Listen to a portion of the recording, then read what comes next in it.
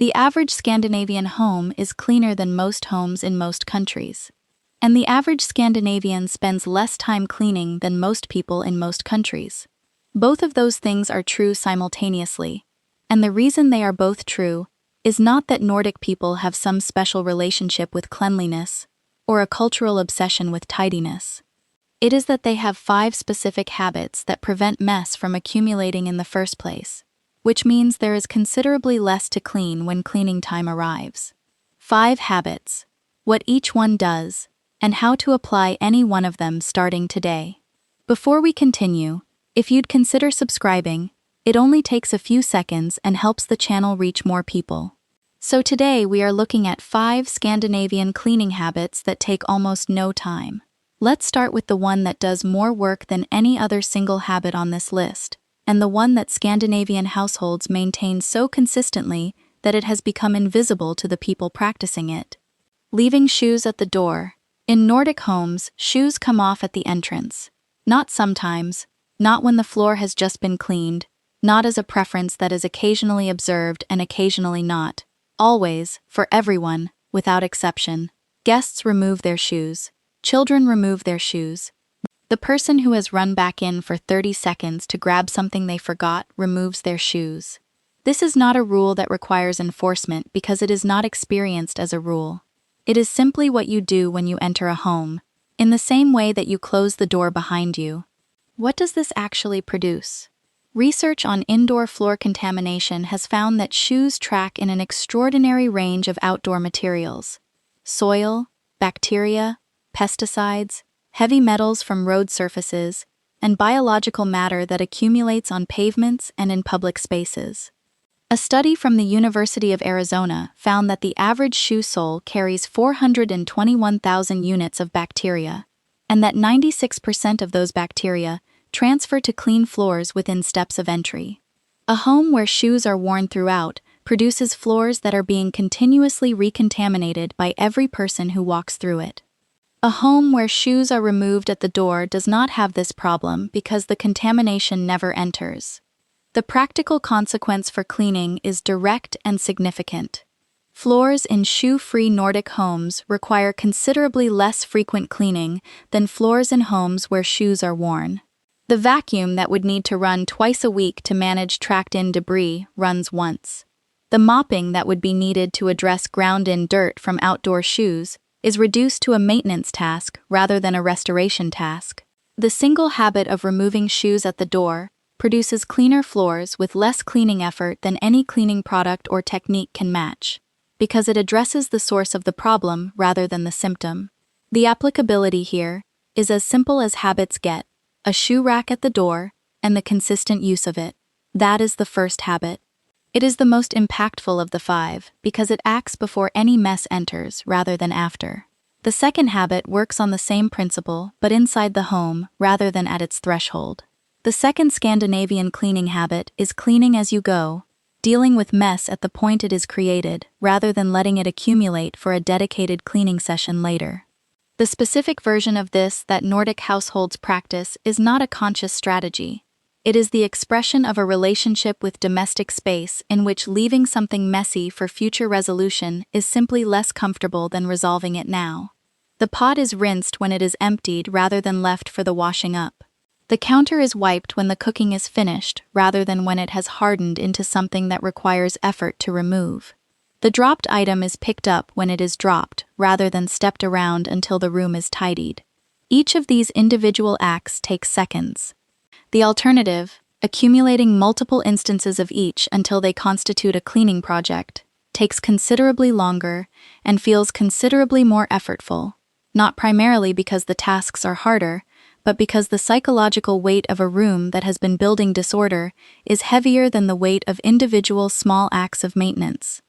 Research on what is sometimes called the broken windows effect in domestic environments, the tendency for visible disorder to produce more disorder, has found that spaces that are kept in order moment to moment tend to stay in order more easily than spaces that are allowed to accumulate mess and then cleaned periodically.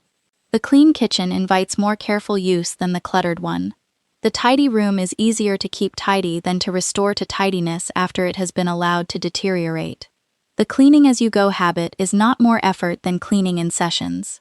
Over a week, it is less effort, because it prevents the accumulation that makes session cleaning feel like work. The practical application is a single decision made once about the standard the home will be maintained at moment to moment.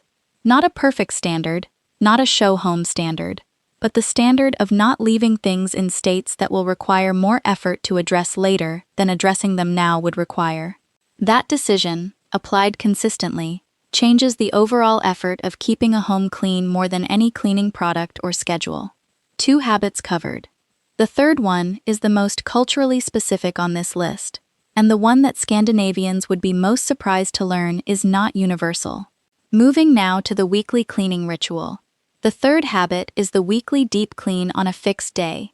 In Sweden, it is called storstädning when it refers to a thorough clean, and the Saturday morning cleaning ritual is embedded in Nordic domestic culture deeply enough to have produced the word lördagsmys, which describes the specific cozy satisfaction of a Saturday afternoon spent in a clean home after the morning's work is done. The specific value of the fixed-day cleaning ritual is not that it produces a cleaner home than cleaning whenever it seems necessary, it is that it produces a predictable home. The person who knows that Saturday morning is cleaning time does not carry the background question of whether the home needs cleaning throughout the rest of the week. The question has been answered in advance. The home will be cleaned on Saturday. Until Saturday, maintenance habits keep it at a tolerable standard. On Saturday, the deep clean restores it to its baseline. The cognitive relief of this predictability is not trivial. The ambient awareness of an undone task, the monitoring of when cleaning has become necessary enough to justify doing it, is a form of mental occupation that the fixed-day ritual eliminates entirely. The practical version of this is choosing a day and committing to it for 1 month. Not a day when cleaning feels necessary, but a day when cleaning happens regardless of whether it feels necessary. The habit, once established, produces the specific satisfaction of a home that is clean at a predictable time and the specific freedom of a rest of the week that is not occupied by the question of when cleaning needs to happen. The fourth habit is the one that most people in most countries have never thought of as a cleaning habit at all, even though it is one of the most effective ones available. Opening the windows. Nordic households air their homes daily. Not on particularly warm days, not in summer, not when the indoor air feels stuffy. Daily, for a meaningful period, regardless of the temperature outside. In Norway and Sweden, this practice is called lufting, and it is as automatic a part of the domestic routine as making the bed. The windows open in the morning, the air moves through, the windows close.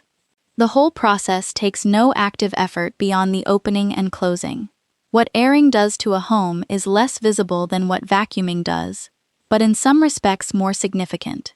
Indoor air in an unventilated home accumulates moisture, carbon dioxide, cooking odors, volatile organic compounds from furniture and cleaning products, and airborne particles from daily activity.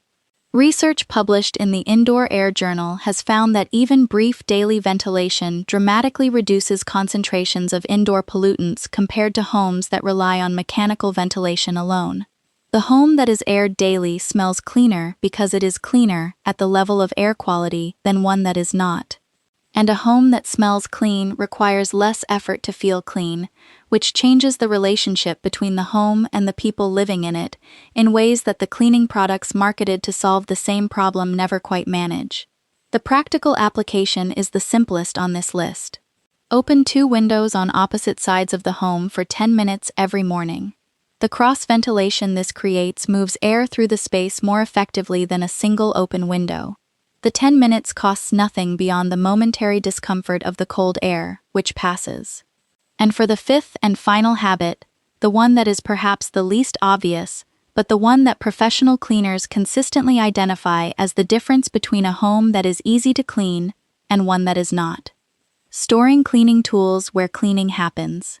Nordic households keep cleaning tools accessible, not stored in a single dedicated cupboard at one end of the apartment, where retrieving them requires a deliberate trip. but distributed through the home at the points where cleaning is most often needed. A small brush and dustpan in the kitchen. Cleaning cloths under the bathroom sink. A toilet brush visible and within reach rather than hidden in a cabinet that requires opening specifically to retrieve it. The logic is straightforward, and the research on habit formation confirms it. The easier a behavior is to perform, the more often it is performed. A cleaning task that requires walking to a storage cupboard, retrieving equipment, walking to the mess, cleaning it, and returning the equipment is a task with enough friction that it tends to be deferred. The same task with tools already at hand tends to be done immediately. The Nordic kitchen counter that has a small cloth hanging within reach is a counter that gets wiped more often than one where the cloth is under the sink 2 steps away. The bathroom, with a visible brush, is a bathroom that gets a quick scrub more regularly than one where the brush is stored out of sight.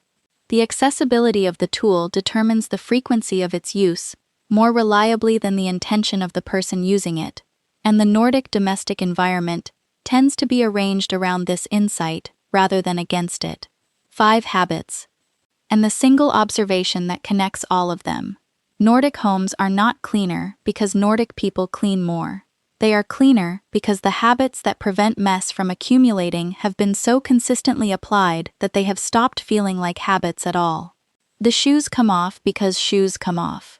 The mess is addressed because messes are addressed at the point they occur. The windows open because the windows open in the morning. None of these require motivation or planning or the scheduling of cleaning time. They are simply what happens in a well-maintained home, and the well-maintained home requires considerably less effort to keep well-maintained than one that has been allowed to deteriorate between cleaning sessions. If you want to go deeper into Nordic culture beyond this channel, not just what Scandinavians do, but what it actually feels like to live this way, we have a second channel called Nordic Ways. Search Nordic Ways on YouTube and you will find it. All the sources and data referenced in this video are listed in the description below. If this changed how you think about your own home, following the channel means a lot. Drop your thoughts in the comments. Och som alltid, vi ses nästa gång.